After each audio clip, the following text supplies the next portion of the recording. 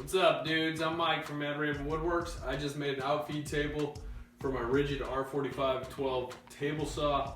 It folds up, the legs are adjustable, so if your floor is uneven, it works. I'm not going to totally hold your hand through it. I'm not going to insult your intelligence. And once you see it, you should probably have a pretty good idea how to do it. If you own a saw like this, you probably know a thing or two about woodworking, so I have faith in you. You figure it out. Right now it's up. I'm going to show you how I break it down.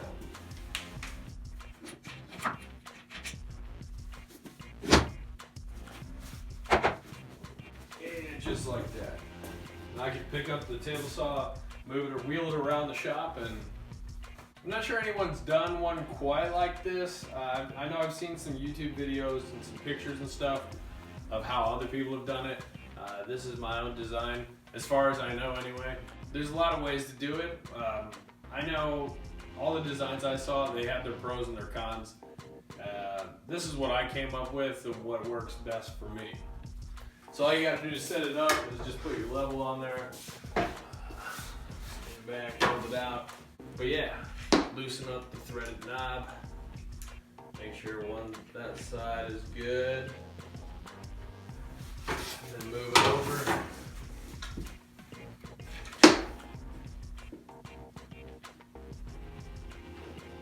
And then make sure that side's good.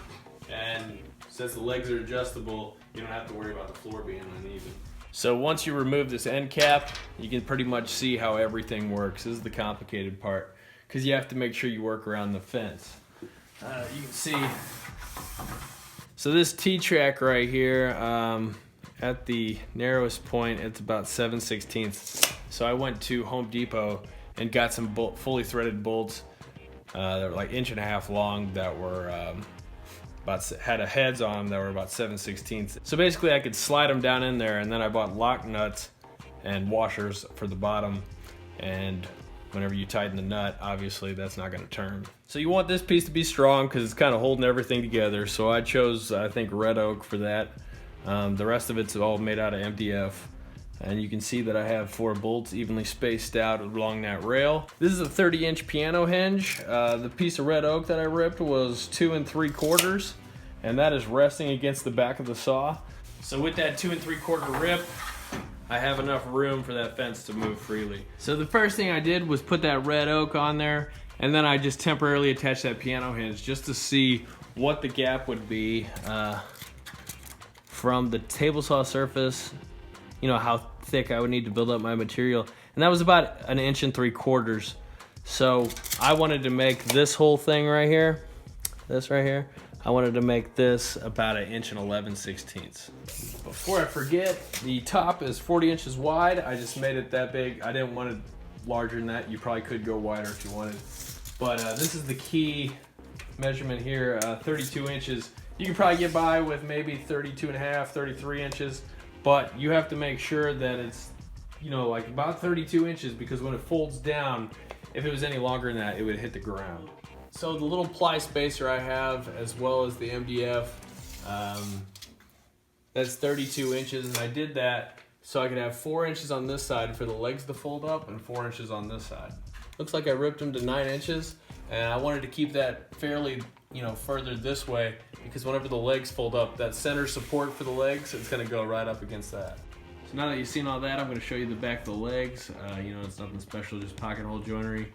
But I'm gonna bring you around the other side and show you how the legs adjust. A lot of people think that I put these on here to accommodate for uneven floors, you know, floors that are cracked and stuff like that. That's not actually the reason I did this. I made the legs 31 3/4 long, but from the top of the table, it's actually 32 3/4. You just loosen the knob and slide that up, and now it is compact enough to fold up into itself. So what I did here was I took a threaded knob and a washer, and I put like a, I don't know what this is called.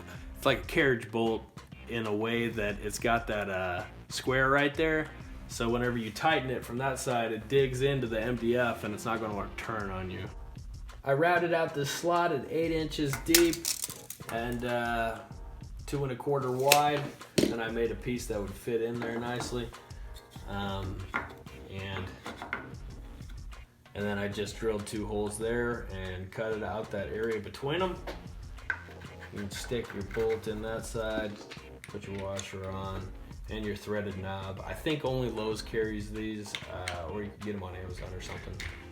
So you can basically see how it all folds together from this point.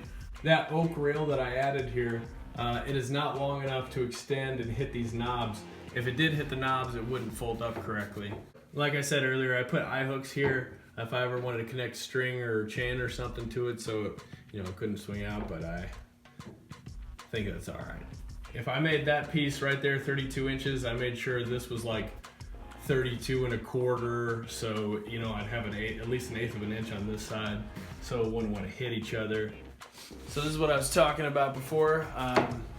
Folds up nicely right there. If it was any longer, it would hit this knob, but it's long enough to keep that as a stopper so that leg doesn't want to fall down. So that's my design. It's a lot of pre-planning and stuff, but I think after you see the video and you see how everything fits together, it's actually pretty simple, hopefully. If not, I'm sorry. But yeah, if you found this helpful, learned something, I'd appreciate a like and subscribe. That's all I got for you guys tonight. So I'm gonna wheel this bad boy out of here, and I'll see you another time. Fancy, right? Yeah. Wait, hold up. I also want to mention you can wax MDF and it becomes very slick. It takes like 3 coats of wax before you really start building up the finish and it gets real smooth and shiny.